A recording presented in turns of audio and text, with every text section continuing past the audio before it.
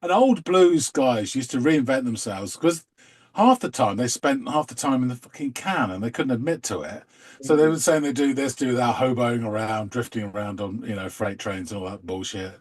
And they just make stuff up because they couldn't admit to what they've really been doing, which is, 5 to 10 and Sing Sing or whatever. Yes, but there's also a big difference between 5 to 10 and Sing Sing and being in a disco band with a frilly shirt. Yeah, yeah.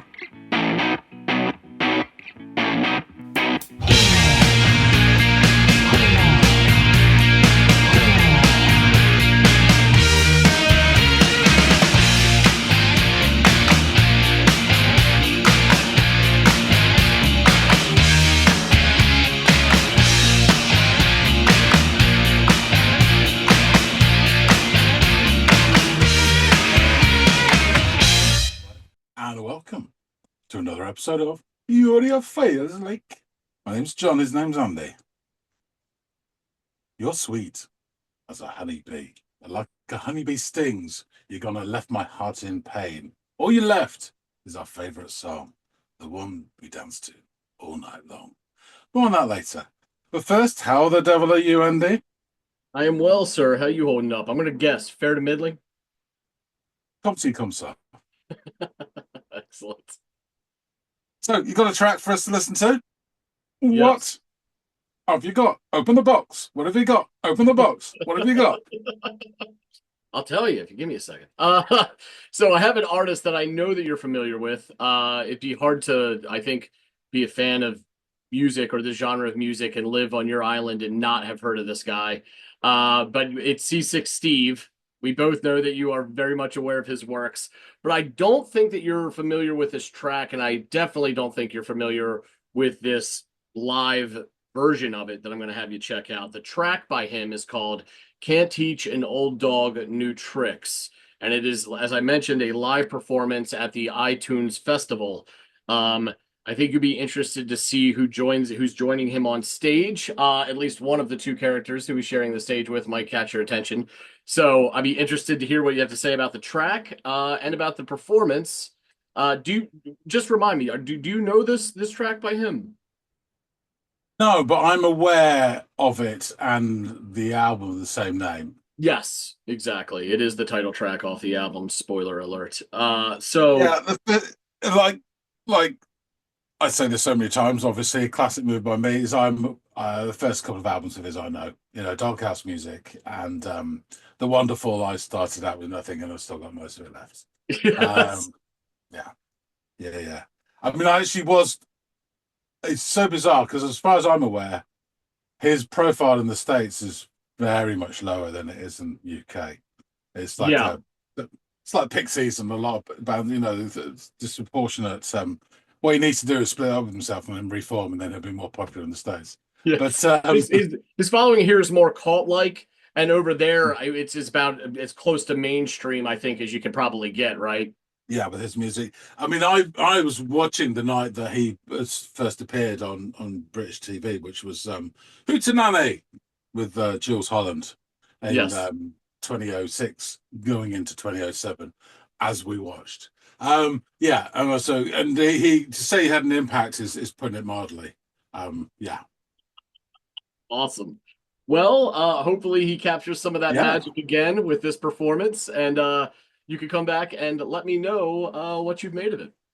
Yeah, looking forward to it.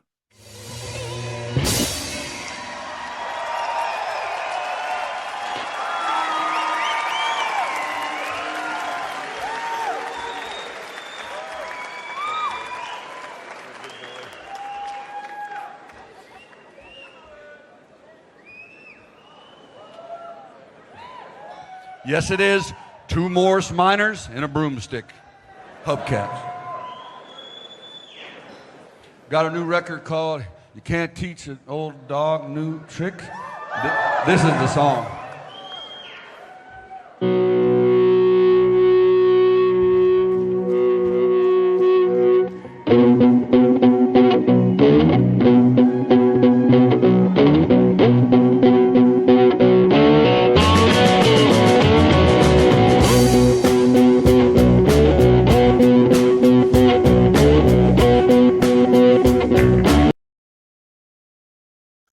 Jones.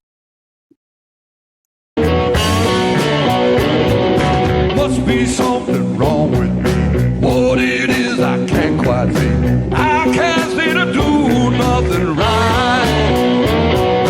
Babe, I need to change my style. Been this way for a long, long while. Maybe there's a few things I ought to fix.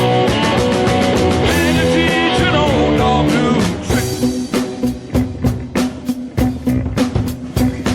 Wanna put a little fire in my life. Climb a little high, that is right. Tired of this ordinary food. Man, I need to change my style. Been this way for a long, long while. Maybe there's a few things I ought to fix. Can you teach an old dog new?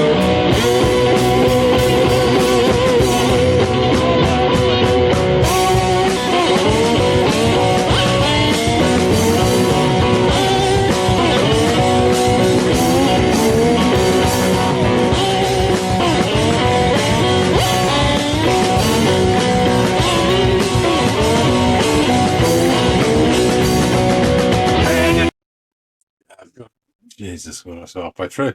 Yeah, really loving this. It's great. Those are thoughts. I saw from the description just before I grew big that it had John Paul Jones bass. Like, wow. And there's almost something about the sort of Zeppelin approach to sort of when they use up this sort of folky stuff. There's a bit like that. You've got this sort of Tolkien-esque creature smacking the shit out of the metalwork on this drum kit. He's not quite Bonzo, but you know he's doing a good job. He really is. John Paul Jones, don't have to say a word about him, and Mr. Seasick himself. Yeah, he has an immense amount of charisma, and the legend that he built behind him. You know, the Salvo stuff and all that.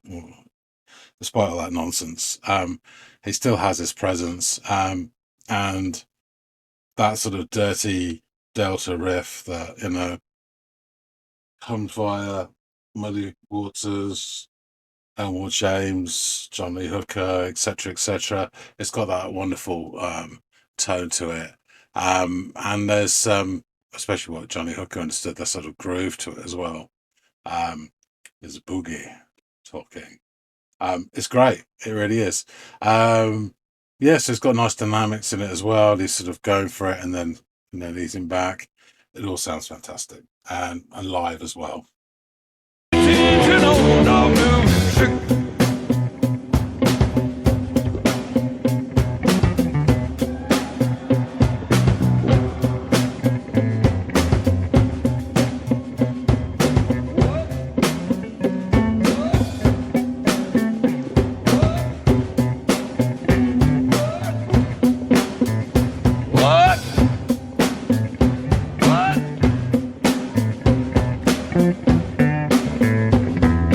Maybe I should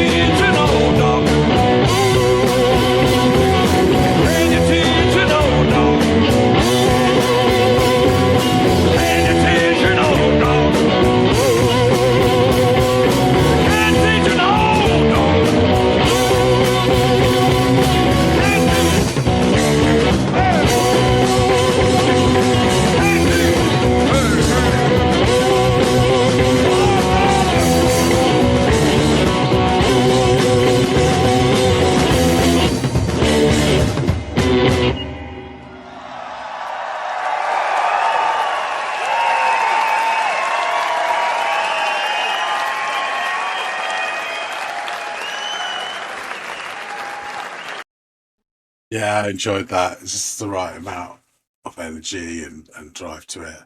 Yeah, sounded great. He sounds great. Um, he knows how to put on a show, and he did that. Just that. Yeah, the three of them making a great sound. I really liked his early albums where it was just him and his Mississippi music box where we recorded with him stomping on that wooden box. Um, and I've heard subsequent stuff where it's got full band and he doesn't have the same impact, I don't think. But this sounded just right, really did. So yeah, great performance, great song. Let's get back to Andy and chop it up. All right, you're back. So, what do you think? Okay, so a couple of things. I saw from the information on said video of one where it was and two the personnel with him. So that tickled my fancy straight away. I am familiar with Camden Roundhouse, where it was Chalk Farm, where Okay. it's where it was done, and that place is very famous.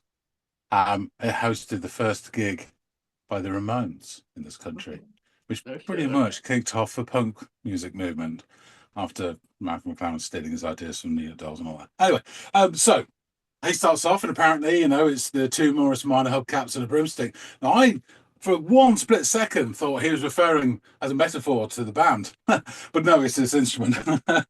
I thought he'd be the broomstick and two hubcaps.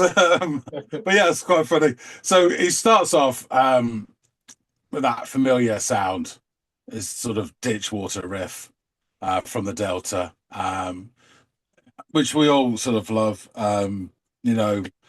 by loads of different sounds, but particularly there's a lot of Johnny Hooker in him.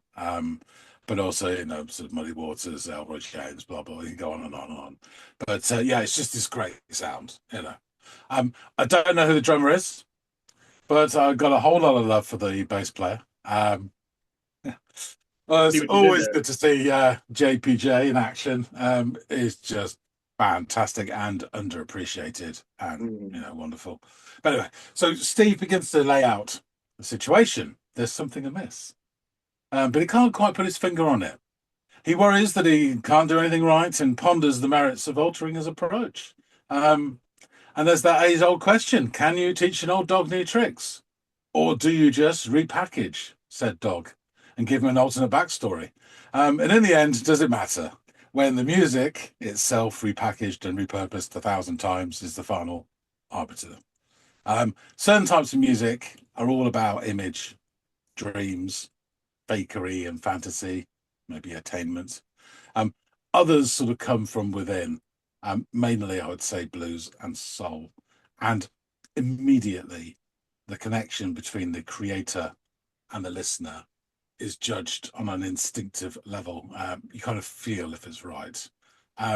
So despite all the hobo nonsense and the marketing legend around Seasick, they've at the heart of it is an artist who just creates and communicates very real elements, however cliched, of the human condition, which is what blues is all about. And as such, I love listening to him. And all the other bullshit I'm happy to buy into for half an hour or so. It doesn't really matter. So Steve, he rips on through, and it's great, and it's the sound of Seasick Steve, and with the the variation therein. He's playing his guitar great. John Paul Jones sounds fantastic. This weird Tolkien-esque creature on drums is brilliant as well. So we get to this very strange section. I won't go into the details of the music because it speaks for itself, and we all know what it's like, and etc.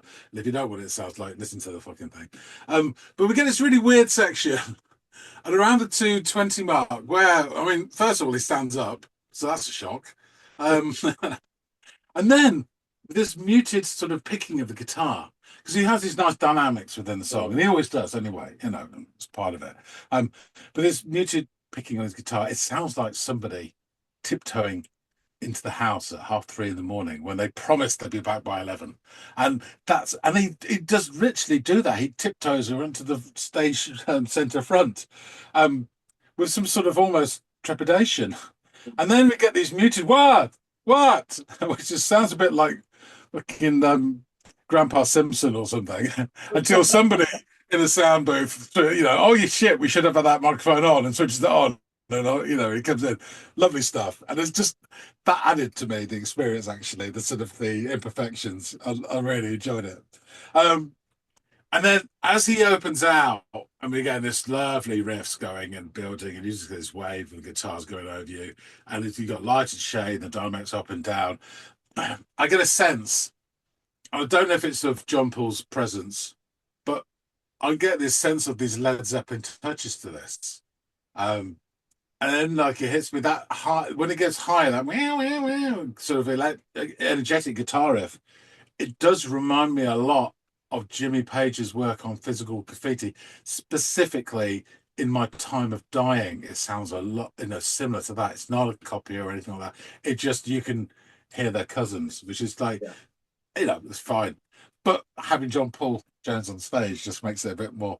And as I said, the I don't know what it is, the creature behind the kit there, smacking the shit out of the metalwork on his kit. He's no bonzo, but he does a really good job, and nonetheless. The song winds down to rapturous applause from the Roundhouse audience, and I rightly so. I think this live performance is great. I think the one thing about Seasick Steve, which endeared him almost immediately to the UK public, from his appearance on later Hootenanny with Jules, is his charisma. It shines through. I have to say, as a trio, they sounded great. I have heard some stuff from him, later stuff, where it's a full band, and I think it diminishes his impact. I do like his more minimalist sound. First two albums in particular, but this trio sounds really good as well. So I thoroughly enjoyed this, as I knew I would. Awesome. Well, I had a suspicion that you would enjoy it as well, which is why I brought it to the channel. So I'm really glad that you liked it. I had a similar experience. I heard the song well before I saw this performance, but then when I saw the performance, I was like, holy shit, it's great. And I knew that John Paul had featured on the album, but to see it live is really great and fun to watch. As a bit of a John Paul Jones mark myself, it's really cool. He looks really young as well. Yeah, he's aged fairly well. He looks quite sprightly. yeah, I gotta say, especially compared to Jimmy Page, who you mentioned earlier. Yeah. No offense to Jimmy Page, he's a fucking legend, but they've gone different paths when it's come to the aging process. That's for sure. So, but yeah, let me get into these copious amounts of notes about this. The legend of Seasick Steve, some of which is kind of funny because you mentioned creating this alternate background, which he is kind of the king of. He's a bullshit artist on top of being a really great blues artist as well. So it's hard to tell how blurred and where those blurred lines exist when you get into his biography. Some people might find that charming. Some people might find it to be a bit too much. Like, come on, man, just own who the fuck you are. But whatever, it is what it is. And this is Seasick Steve. So, Stephen, Gene, Walt, go ahead. Just really quickly before you start. So I've seen the pictures of him with his hair slicked back and wearing that sort of ruffled shirt and sort of like, velvet jacket as part of this disco outfit. Yeah. And when those came out, some people actually like felt betrayed or whatever. I mean, come on, it's just nonsense. When you look at old artists, I mean, who transformed themselves. Jimi Hendrix when he was like, backing with James Brown's, group, and he's there in his tux and everything and doing all that stuff. He's not some wild cat with his hat and all that shit. It's fine. It's that. I mean, and old blues guys used to reinvent themselves because half the time they spent half the time in the fucking can and they couldn't admit to it. So they were saying they do this, do that, hoboing around, drifting around on, freight trains and all that bullshit. And they just make stuff up because they couldn't admit to what they've really been doing, which is, 5 to 10 and Sing Sing or whatever, Yes, but there's also a big difference between 5 to 10 and Sing Sing and being in a disco band with a French shirt. I think, depending on where you are in the music industry, you might take 5 to 10 Sing Sing to the crimes he committed with that band. But anyway, I'm sorry to interrupt, but yeah, just a perspective from this side of the pond. It's hilarious to see Yeah. that come out. But anyway, So Stephen Gene Wold, commonly known as Seasick Steve, is an American blues musician. He plays mostly personalized guitars, often made of, as you mentioned, broomsticks and hubcaps, which sounds like a great album name too, Broomsticks and Hubcaps. And he is a singer as well. From the late 1960s, he worked as a musician and recording engineer in the US and Europe. He played bass in shanty and was in a disco band called Crystal Grass, as well as other bands. He also pursued other works, including producing an album for Modest Mouse. I don't know if you knew that, but that's very interesting. He achieved his breakthrough initially in the UK, as I'm sure you're quite aware, and so is our listening audience, at the end of 2006, when he appeared on the several times to this point mentioned Jules Holland annual Hootenanny.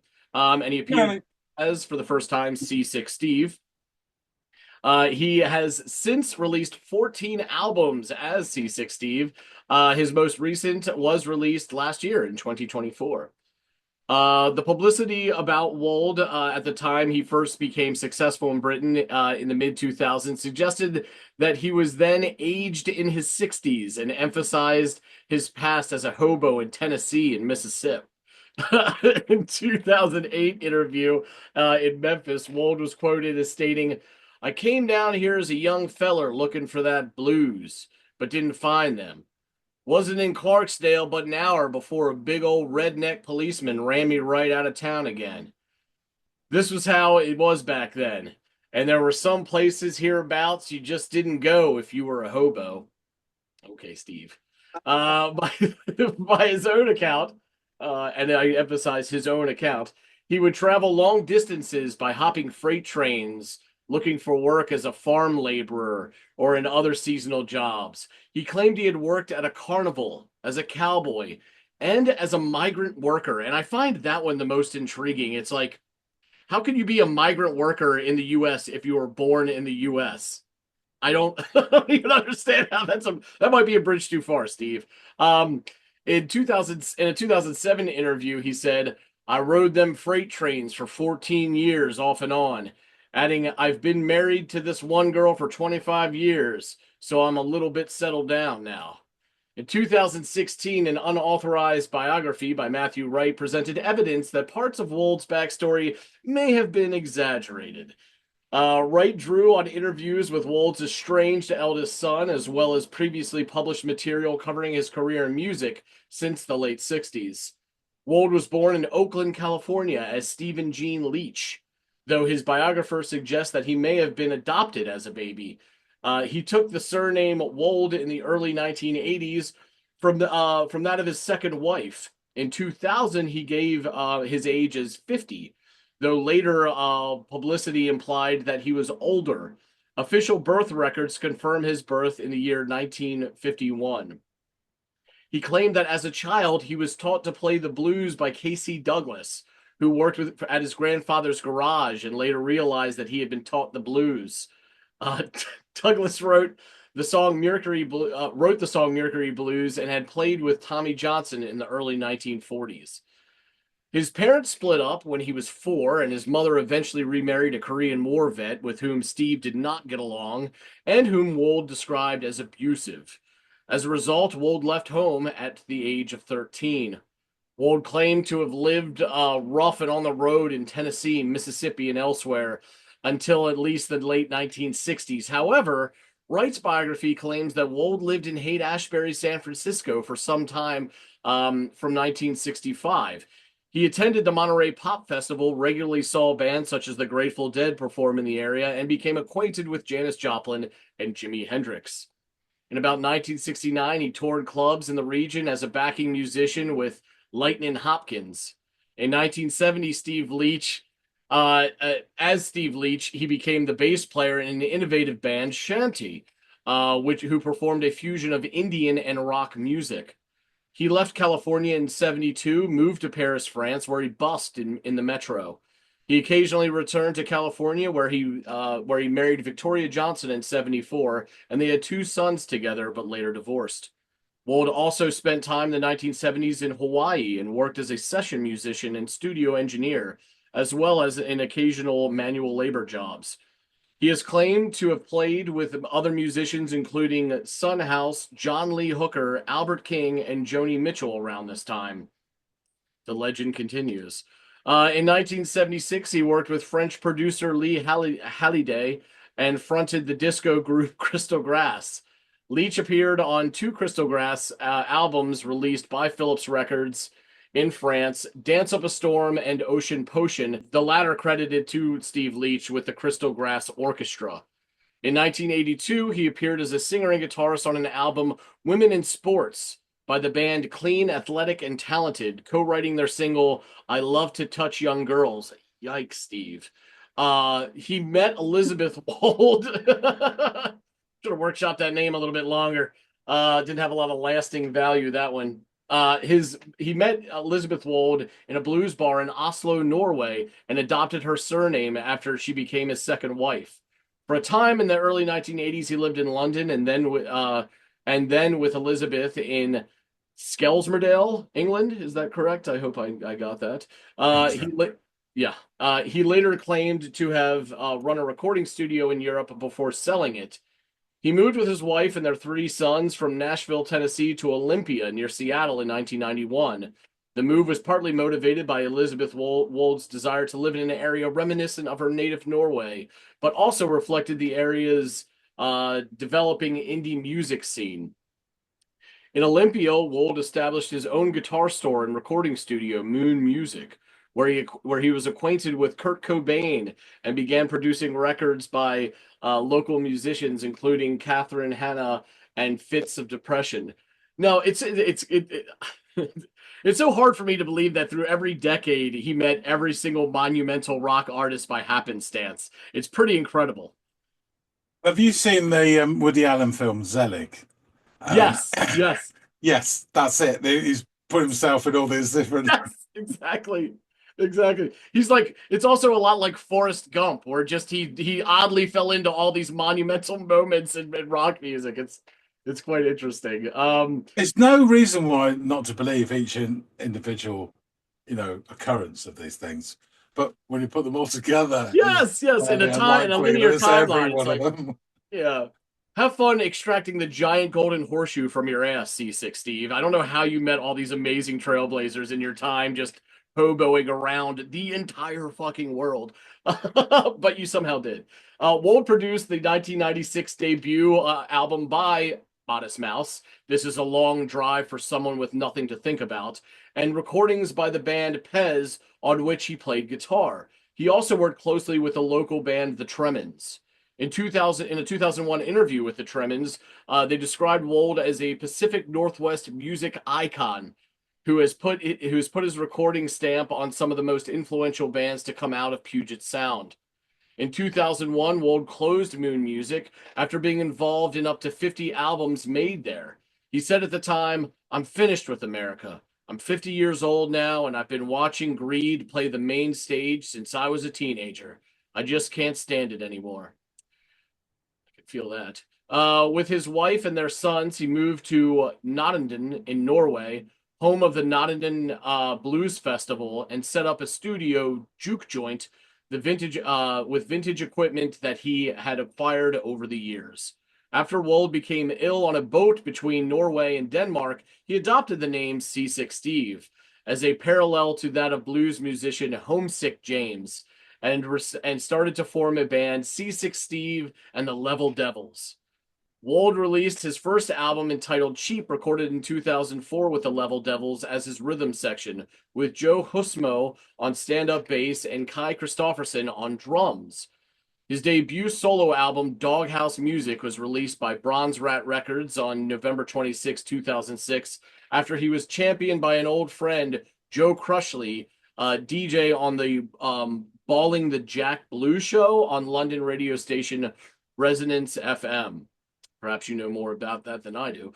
Wold made his first... okay, good. Not in a boat alone.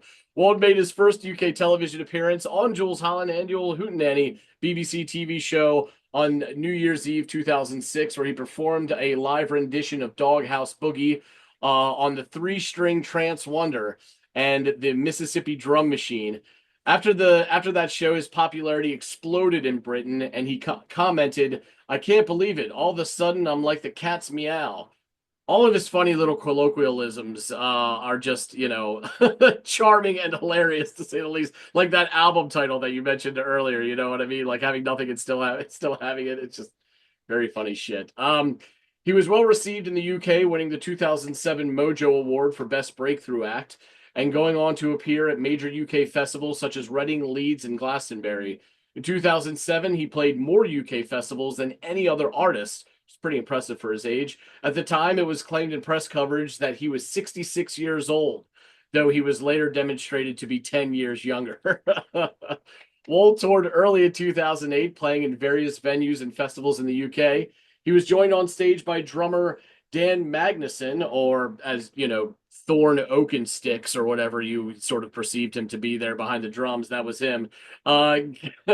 KT Tunstall also duetted with Wold at the London Astoria in January of 2008. Wold also played many other festivals throughout the world in 2008, including Fuji Rock in Japan, East Coast Blues and Roots Music Festival in Australia, also in April 2008, and in Roskilde, or Roskilde in Denmark. Wold's major label debut, I started out with nothing and I still got most of it left, was recorded with Dan Magnuson on drums, and was released by Warner Music on the September 29th, my birthday, 2008, and features Ruby Turner and Nick Cave's Grinderman. He also toured the UK extensively since 2007. His tours in October of 2008 and 2009 were all sold out and include performances at the Royal Albert Hall, the Edinburgh Queen's Hall, the Grand Opera House in Belfast, the Apollo in Manchester, the City Hall in Newcastle, and the London Hammersmith Apollo. These are all very prestigious venues, it sounds like. I know most of them by name.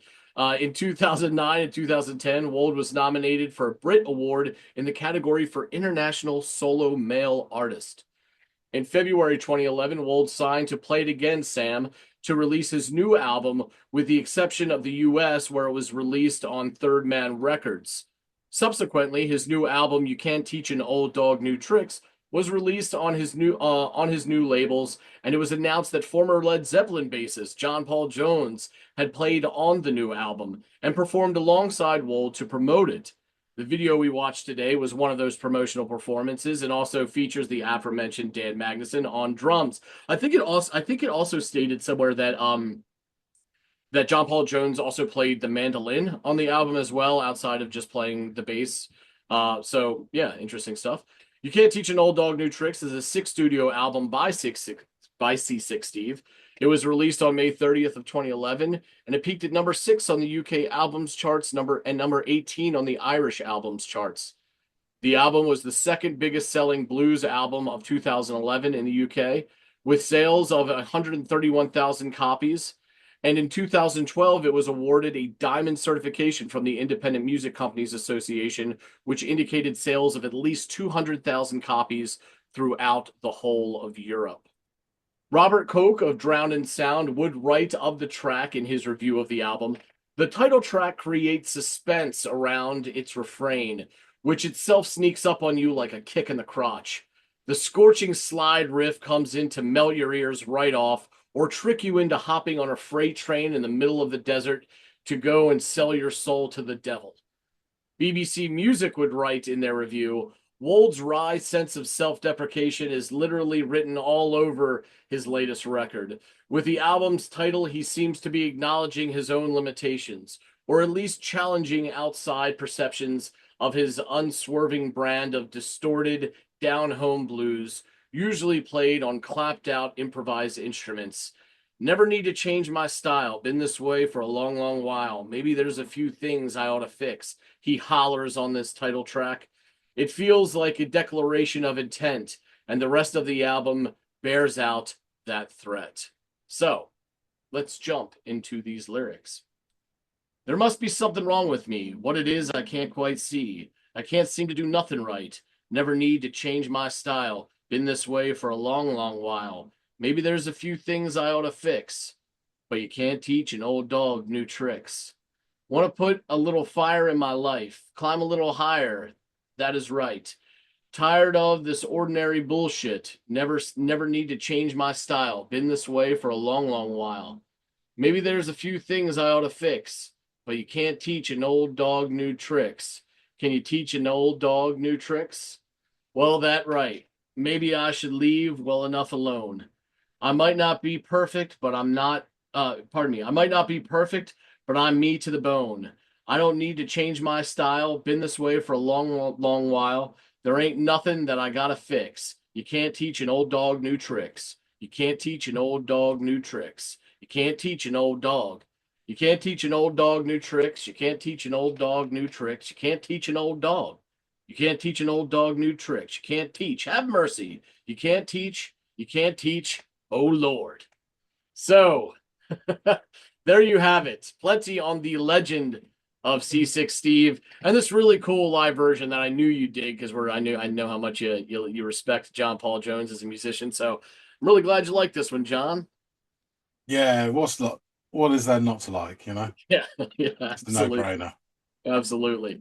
Well, if there is something to not like or other things to like about it, please sound off in the comments field below, everybody out there. We'd love to hear your opinion on this track, this performance, this really interesting quasi self-made legend that is Seasick Steve. Whatever you want to drop down, please feel free to do so. Also, please like, share, and subscribe if you'd be so inclined. We really do appreciate it. So thank you so much. And hopefully John and I will catch all y'all in growing numbers over here at the Audiophiles. We'll see you later, guys.